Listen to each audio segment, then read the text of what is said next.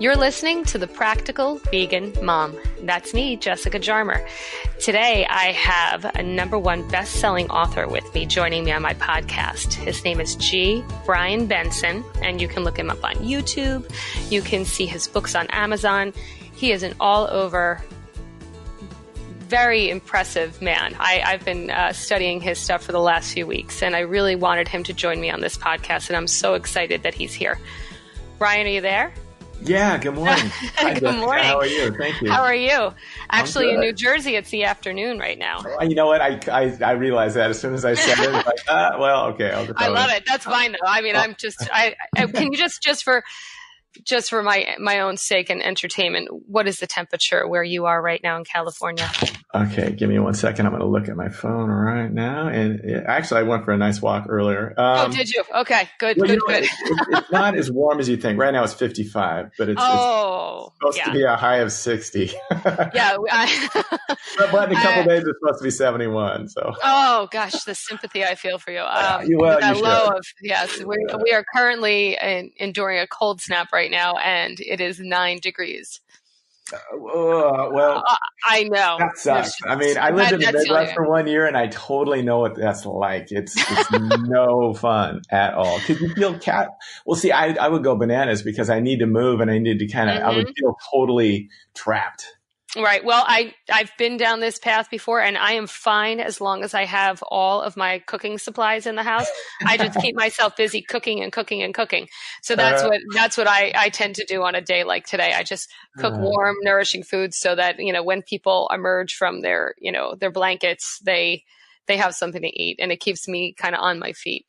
But let's talk about you. I would love to know what got you onto this road that you're on, this journey that you've been on for self-awareness and just bettering yourself and balancing yourself. If you could just give us a quick synopsis of like the last few years of your life that's just led you to where you are now. Well, okay. Basically, I mean, I feel like I've lived many lifetimes, which I had mentioned to you earlier. And 10 years ago, I left my family business really kind of into the unknown. We had a golf center in Salem, Oregon. That was I saw that. Yeah, a driving range and a retail store and a 9-hole par 3 course. And I kind of grew up working there, and I ended up running it for 11 years. And I felt like I felt like I'd done all that I could do there, and felt like I had really kind of stopped growing. And I also kind of felt like I had this gift inside of me that wanted to come out, although I had no idea what it was and how to release it. So I ended up I told my dad, it's time for me to go. And he was very receptive. I mean, I would have done it either way, but he was read that in your book. That's amazing. Amazing. Yes. Yeah. And so it ended up taking me a year to actually leave because we decided to sell it. And that last year was kind of a blessing in disguise because I was going through a really tough time. I had a staph infection in my knee, which I ended up having to have surgery for, which stunk. And, I was just ready to start my new life. And so it was out of balance. And so I sat down one day and just felt like I should write out a handful of things that would help keep me in balance during this period of kind of, just not really knowing what was going to happen. And it helped me. That original 5 things that I wrote down really helped me. I think I'll share my list briefly. One was make sure I was drinking enough water. 2 was make sure that I was getting enough sleep. 3 was make sure that I was allowing myself some exercise every day. And that was kind of on hold a little bit because of the knee thing. Right. And number 4 was make sure that I allowed myself to have some quiet time every day. Oh, yeah. And 5 was make sure that I was allowing myself to be creative. Oh. And at that time I had not, done any writing or anything creative really. And so for me, then it meant playing my guitar a little bit. And so it really helped me, so much so that my intuition was screaming, expand the list and write a book. And I had never really written anything before, but I just kind of honored that. And it kind of poured through me the last couple months while I was at the job.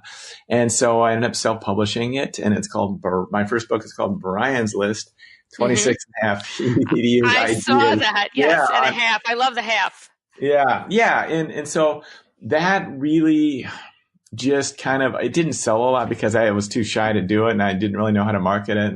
But it gave me direction once I left. And once I kind of started stepping out of my comfort zone, I knew that I would need to be able to share it.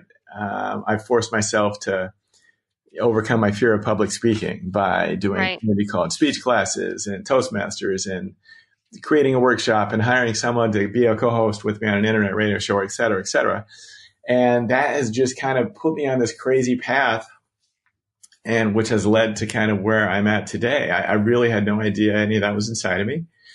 And it still continues to evolve. But, to get back to your kind of original question, I know I've been talking a lot. Oh, I love it. Go ahead.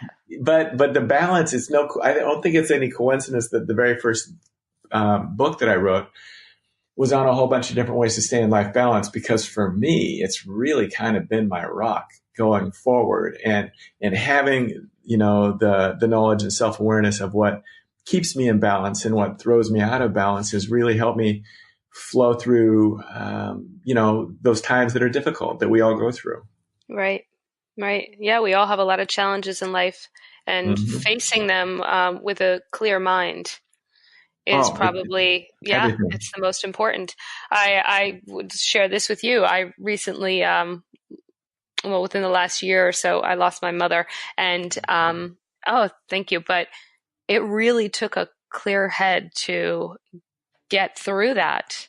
And I did not focus on myself for the longest time, and I felt the effects, and I had to recenter. And, there's that old adage of being on an airplane when, the airplane's going down and the oxygen drops, you have to put it on yourself first before you, can take care of anybody else. And I found that getting myself back in balance. So I look forward to the 26 and a half that I'm going to read. I looked through your Habits for Success, your other book, and, I really think I need to read your first book too. Well, thank you. It balance is kind of one of those unsung heroes, because it's balance in and of itself is a moving target. So it's going to be a little bit different for us every day, kind of depending on what we're going through and, what's happening, et cetera, et cetera. But if we can kind of just get a handle on it and just, help raise our own self-awareness in that department, it allows us to live a lot more proactive life rather than a reactive life. And I've also found, for me, there's many reasons why it's so important, but I think the most important reason for me is when I'm in balance in doing the things I need to do to take care of myself, my intuition comes through so much stronger. Yes. And that's kind of been my guide, to put me on this path that I'm on. And I really feel intuition is so important. If people could really learn how to trust it and follow it, they would be amazed at what, it's kind of almost like, your higher power, God, universe, whatever you want to call it. It's like their game plan. And it's perfect. It's that way of, that's your soul, your spiritual side, whatever you want to call it, connecting with you and giving you cues. And a lot of times we don't listen to it. We just, and it comes down to, good or bad feelings, and everything, is grouped into either good or bad, whether it's, you're happy or about, you're elated about something, whatever, you're happy, or like you're jealous or you're whatever, that will fall into sad. And when we listen to our intuition, which is very hard to do in this noisy world, it helps guide us back to the right path. Yeah. You're and talking to someone who has tapped into that and is utilizing it in their life is an amazing gift to me that I have you on the other end of this podcast. So thank you. Well, thank you. Can I ask you about, we know water is essential. We know sleep is essential. I'm going to let you know that, it's probably been 18 years since I've had a full night's sleep, with children, but that's okay. One day I'm going to sleep through the night. Let's get on to your exercise portion, if that's all right. Oh, sorry. Let's get on to the exercise portion of your life. Oh, hold on. You are sorry, my phone rang in the background. I've silenced all other phones. Just forgot that house phone actually rings. Stockbrokers always do that at the most inopportune times. Yes, there we go. It's, it's such as life. This is the practical vegan mom show you're on. That's practical. That's life. The phone rings. I'm surprised my kids aren't here because they have the day off. So eventually one of them will show up in the background, start, quietly opening food. Where's lunch? Yeah. This is one of the joys of, being a parent. Okay. So back to the exercise portion. I want to move on to that. Tell me about how you incorporated that into your life and what role nutrition played into, if I can share with everybody, into getting you to be the triathlete that you are now. Thank you. Well, triathlete that I was, I'm still, still exercising and stuff, but that was something that I did for, off and on for almost 20 years. But I started when I was in college. I had a knee injury and playing mud football, and I had to go through surgery, et cetera. And I had a couple of buddies who told me about a short triathlon they did. And that kind of piqued my interest. And this was when triathlon was still pretty new. And I just set a goal to do a short race, a short tri. And after I got triathlon. Well, yeah, I mean, there's like basically 4 different distances. You got your sprint ones, then you have your Olympic distance, and then half Ironman, and then Ironman. And so I ended up doing a sprint one after I got my leg healed and my body in shape, and it just changed my world. It really woke me up and made me feel alive, and it was a lot of fun, and it gave me a lot of confidence. So I just got hooked, and I ended up doing 4 more that summer and then 10 the next summer. Whoa. Yeah, the third year in 1989, I did, I think, another 5 or 6, but I also did my first Ironman race. And my gosh. So it was just really, it became a lifestyle for me. And I mean, I don't even think we need to say that you have achieved those goals. So you are that person. Thank you. So so we could speak at it, I mean, I'm not that kind of shape anymore, but thank you. You are a triathlete and you are an Ironman. Okay.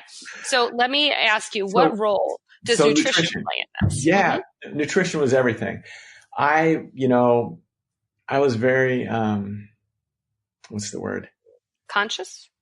Well, conscious, but also very, I just totally ate up the sport and subscribed to Triathlete magazine and really followed the pros. And it was really cool because, amateurs could do a lot of races that pros were in, and you actually got to be passed by your idols and stuff like that. You know what I mean? And it was really cool. And it was a very kind of a grassroots thing. It's a little bit more of a business now. But so, I would eat, drink, and sleep triathlon. And I would read what, they were doing and how they were training and what they were eating. And so, a lot of them obviously really ate very, very, very healthy. And so I just did that. It was like, it wasn't even, it's more of an effort now, but it was not that much of an effort back then. I think I went to get my cholesterol checked once at a checkup, and he said it was like, I don't know, 107 or something. He said it was the lowest one he'd ever seen ever. Yeah. I mean, I don't know what it is now, but I still eat very, very healthy, but I learned that I just had so much more energy putting good fuel into my body. And so I feel blessed to have learned that at an early age. And well, I think when you touched on the water part too, people, they just don't think about the water being essential. It's like, so like if we think of ourselves as a plant, right? And we don't give that plant enough water, it wilts. Now, if we have that plant in bad soil, which would be our food, right? Like we get our nutrients from food, plants get it from the soil. If we are eating bad food, just like a plant being in bad soil, it's not going to thrive. Yes. I mean, I really went full bore. I didn't even have cake on my birthday. I love it. That's what I'm talking about. You're amazing. Well, we have vegan cake on our birthdays. Yeah. Not great. I mean, I don't know, just really went for it. And, I don't remember what my body percentage was, but it felt so amazing to be able to run on all cylinders, and I'll never get that feeling again. And I don't think hardly anybody ever, really do. So I feel blessed to have kind of tapped into it for a little while. But but having those lessons from back then has helped me now, just to gain an awareness of how foods will make me feel. I can tell you before I even eat something that how it's going to make me feel, and I don't even want to go there, if that makes sense. That's right. No, I get that completely. It's kept me eating really healthy ever since. And, a lot of things I just won't do because I know how it's going to make me feel, and I don't want to feel logy or tired or, have no energy. Now that I believe also there's a component to that of self-respect too. You respect your body and you honor it by what you choose to put in it. I think a lot of the food choices that people are making, even though they know, like you said, how something's going to make you feel. A lot of times people look at things, they know it's going to make them feel bad, but they would so much rather satisfy that immediate pleasure high they get for that food and sacrifice their body after that. So, once they get the pleasure receptors triggered, they'll deal with the pain after. It comes down to respecting yourself and respecting your body and giving it what it needs and not giving it what is just satisfying your taste buds and your cravings at the time. Well, absolutely. And, there's a lot of reasons. We could really go into a million reasons why people do that too. I mean, I think a lot of it just comes down to filling those voids and maybe not really loving and accepting ourselves as much as, we should. And I've had to work on that myself a lot. No, we all do. Yeah. We all do, so it's just another one of those void fillers. Absolutely. Yeah. Well, how can people find you? Tell me how they can, because I would like to include a link, if I could, to your books and things with this podcast. But how can they find you if they want to know more about you and want to live a more authentic, balanced life that, taps into their creativity and gets them to be more the person who listens to their intuition and excels in life? How can we find you out there? Well, thanks for asking. My website is gbrianbenson.com, the letter G, and then Brian with an I, benson.com. And there's lots of kind of fun stuff on there, a lot of that, just all kinds of different, a bunch of information. And then they can find out about my brand new book, Habits for Success, via the link habitsforsuccessbook.com. And that will take them to Amazon. Oh, I love it. I love it. Yeah. And I'm very grateful that I have a copy of that now. So thank you so much for that. My pleasure. And going forward, do you have any advice for people? Just give us a quick maybe a sentence or two that would just start the person who's listening to this today on the path for success. What's one thing they could do until they get to your book and your website that can hold them over and get them started on the right path? Well, I always like to just, whenever I'm asked this question, just try and let people know that they are enough, just the way that they are and who they are, they have to work with. And I think the sooner that we can really embody that in ourselves, the easier things get. And, I believe, love yourself and everything else will fall into place. And, and as I've worked on that myself and gained more self-awareness in that department, I've found a tremendous weight lifted, that I've been carrying that doesn't need to be carried anymore. And so, all these things in my book, Habits for Success, they're just a culmination, the last 10 years of my life of really paying attention, because I've always kind of sat in my own little observer's role of watching my life and almost kind of documenting my own self-growth and self-awareness process. And so, they're all amazing, wonderful foundational builders, but I think they all lead and head to ultimately our greatest task while we're here as a spiritual being having a human experience. That's to learn how to really love and accept ourselves. Oh, that's beautiful. Thank you so much, Brian. You're welcome. And anytime you would like to join me on this podcast, I would love to have you. You have so much to share. In the meantime, everybody, I'd like you to check out Brian's information. I'll have a link at the bottom of the podcast, and I would love you to check out his books. And until next time, stay happy, stay healthy. And according to Brian, and I believe what he says, try and stay balanced. Thank you for joining us today, Brian. Thanks, Jessica.